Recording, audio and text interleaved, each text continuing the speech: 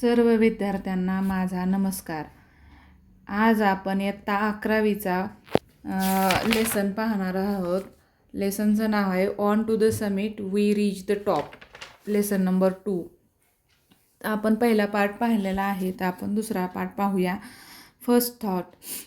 My first thought on reaching the top was sense of gratitude to God.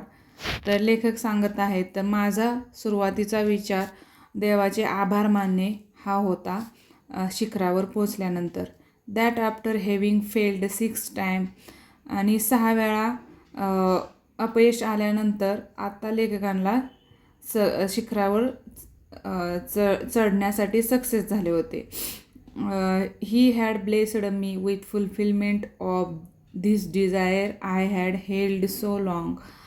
तर हे सगळं देवाच्या आशीर्वादामुळे झाले, आणि त्याबद्दल लेखक आभारी आहेत किंवा समाधानी आहेत की लेखकाची इच्छा खूप दिवसाची पूर्ण झाली शिखर सर करण्याची.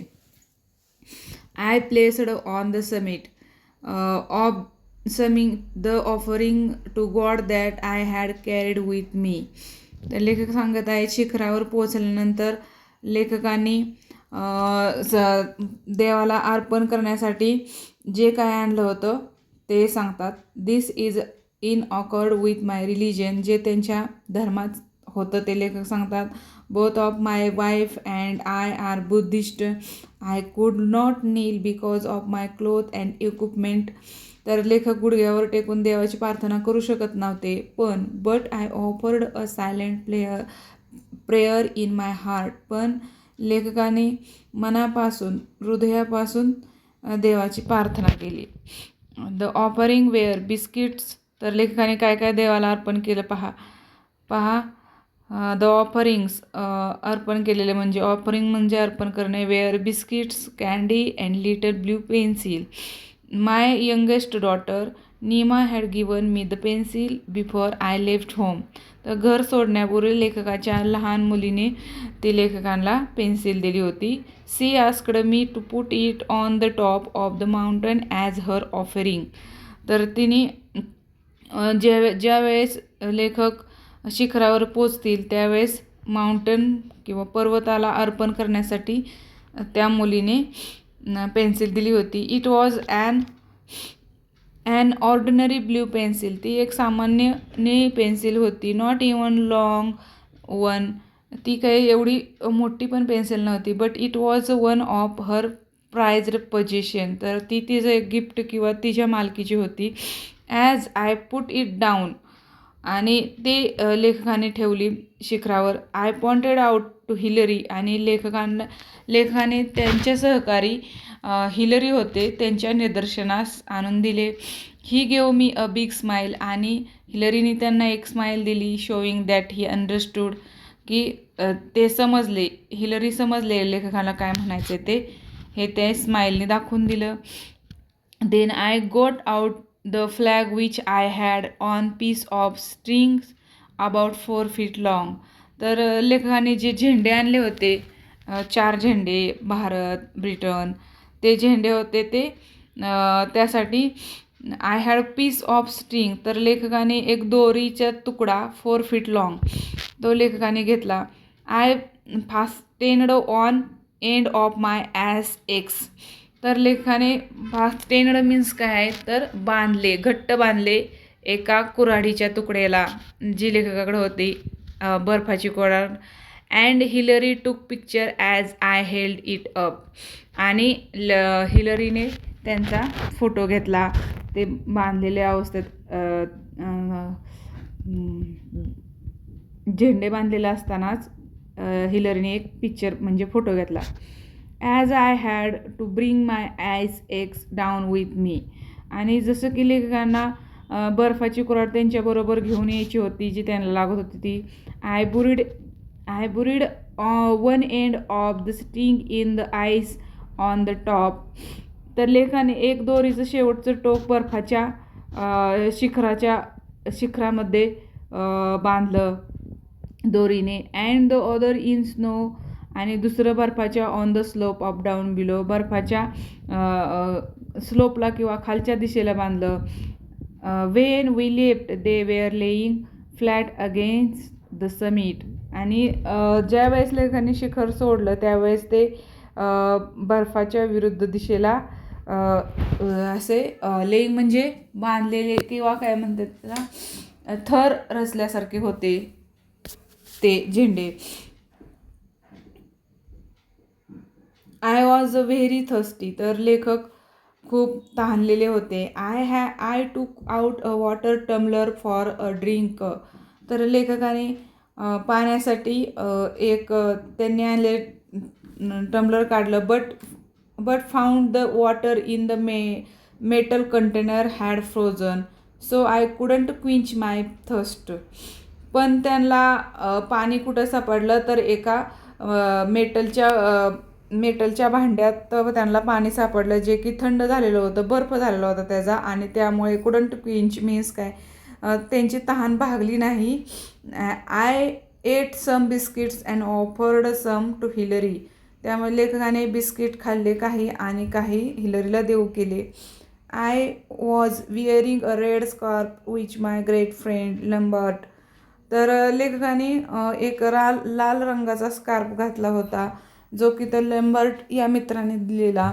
तर काय सांगितले त्याची माहिती कंसात, leader of the 1952 Swiss expedition. तर स्विस मोहिमेचे ते लीडर होते, त्यांनी त्यांना स्कार्फ दिला होता. Had given me last year. तर मागच्या वर्षी त्यांना लेखकाला दिला होता. It was just a year ago. एका वर्षापूर्वीची गोष्ट आहे. On May 28, 28 May, when we were standing at 28,215 feet that he gave me the scarf. त्या उंचीवर असताना लेखकांना त्यांच्या लीडरनी स्विस एक्सपिडिशन लीडर लंबार्ट होते, त्यांनी तो स्कार्फ लेखकांना भेट दिला होता. I war it all the way up. आणि लेखकाने तो घातलेला परिधान केलेला होता पूर्ण मार्गात. द माउंटन फ्रॉम द दार्जिलिंगपासून घातला होता. As I stood at the top. ज्यावेळेस लेखक उंचीवर थांबले, I remembered him and felt that he was with me. आणि लेखक उभा राहिलेला असताना त्यांना आठवतंय की ते असं वाटतंय की ते लीडर माझ्याबरोबरच आहेत. I felt absolutely fit. लेखकाला असं वाटत होतं तर पूर्णपणे लेखक फिट ॲट द समिट. तर शिखरावर ते पूर्णपणे फिट असल्याचं असं वाटत होतं. माय माइंड वॉज ॲब्सोल्युटली क्लिअर. आणि लेखकाचा मन आणि शरीर पूर्णपणे फिट किंवा फ्रेश होतं, कंटाळा आलेला नव्हता असं लेखकाला सांगायचं आहे. I felt exhilarated. आणि लेखकाला उत्साही वाटत होतं. It was a very clear sensation. म्हणजे हा एक खूप शारीरिक उत्साह देणारा प्रसंग लेखकाला वाटतोय. Below all the hills. आणि खाली पूर्णपणे संपूर्ण टेकड्या दिसत होत्या. And mountains look at God and goddess. सर्व टेकड्या आणि पर्वत जसे की देव आणि देवता आहेत अशा त्यांना वाटत होत्या. The plains below looked like so many broken piece of the map. Plains म्हणजे खुली मैदानं अशी वाटत होती खालच्या दिशेला की जसे काही तुकडे आपल्या मॅपचे किंवा जमिनीचे तुकडे विभागलेले आहेत अशी संपूर्ण जमीन दिसत होती. 2 or 3 people could stand there on the roof of the world if you cut ice. जर बर्फ कापला तर सर्वात शिखरावर 2 किंवा 3 लोक तिथं थांबू शकतील. 20 or 30 feet below the top there was enough flat square for the 2 people to sleep. तर 20 किंवा 30 फुटावर खालती 2 किंवा 3 माणसं झोपू शकतील असं थोडंसं जागा होती. यू कुड पिच ऑन टेंट देअर. तर तुम्ही तिथे एक तंबू बांधू शकता किंवा उभारू शकता. The summit is flat on the side. तर काही बाजूला असं थोडंसं मैदान होतं. At steep on the other. आणि एका बाजूला तीव्र उतार होता. There is a snow and the northern side. तर उत्तरेला सर्व बर्फ होता, रॉक्स ऑन द साऊथ आणि खडक दक्षिणेला होता, and east and snowy rock was the west, तर काही बर्फाळ खडक होते पश्चिमेला आणि पूर्वेला. We stayed on the top a little more than 15 minutes, तर आम्ही तिथे 15 मिनटापेक्षा जास्त वेळ थांबलो. We were lucky that there was a no gale, आणि आम्ही स्वतःला भाग्यवान समजतो की तिथे असे वादळ नव्हते. Strong wind gale means or it would have swept us off, तर त्यामुळे वादळ असतं तर आम्हाला लोटून लावलं असतं असं लेखकाला सांगायचं आहे. My next thought was how to get down safely, लेखकाचा पुढचा विचार काय होता तर शिखर खाली उतरताना कसं सुरक्षितरित्या उतरू हे डोक्यात होतं. On the descent from the summit, तर शिखर उतरताना I was walking behind Hillary, मी हिलरीच्या मागून चालत होतो. आय वॉज फॉलोइंग हिम, मी हिलरीच्या पाठीमागून जात असताना. Had and holding the rope tightly, आणि लेखाने रोप टाईट बांधला दोरी. And my determination was make sure he, आणि माझा निश्चय असा होता शुअर ही डिसेंडेड सेफली, तर उतरताना खूप सावधता बाळगायची. I must say that he climb down, आणि मी सांगतच होतो किंवा म्हणतोय climb down was more difficult and dangerous than the climb up, तर शिखर उतरणे हे शिखर चढण्यापेक्षा खूप धोकादायक आहे किंवा अवघड आहे. इफ यू स्लिप्ड डाऊन, जर तुम्ही घसरला, you would go to Kangshung glacier, तर तुम्ही घसरला तर कॅंगशुन हिमनदी आहे, तर तुम्ही तिथे जाचाल. And there would be no trace left of you, आणि तुम्ही कुठे गेलाय हे ट्रेस पण करू शकणार नाही कोणीही. त्यामुळे चढाईपेक्षा उतरणं डोंगर कधी पण अवघड आहे असं लेखकाला सांगायचं आहे. त्यामुळे पुढे लेखक सांगतात पहा, मोर कॉशियस अँड नीडेड, तर खूप सावधता गरजेची आहे. Of course it took less time, तर तुम्हाला सांगितले बघा नक्कीच हे काय आहे तर कमी टाईम लागतो क्लाइम्बिंग डाऊन उतरण्यासाठी. बट यू नीडेड मोर होशियार, तर तुम्ही खूप सावधता बाळगणे गरजेचे आहे, caution. When I reached camp 9, जेव्हा मी कॅम्प 9मध्ये पोचलो. My first thought was thank God we have been spared an accident, and if up to now there have been no accident, I hope there will be none in future.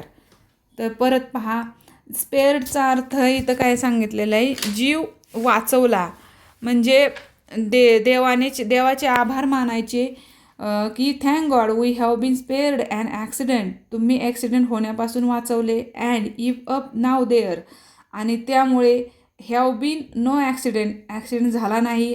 I have there will be none in future, आणि मला इच्छा आहे I hope की भविष्यात पण असा accident होणार नाही, असं लेखक स्वतःचं मत व्यक्त करत आहेत.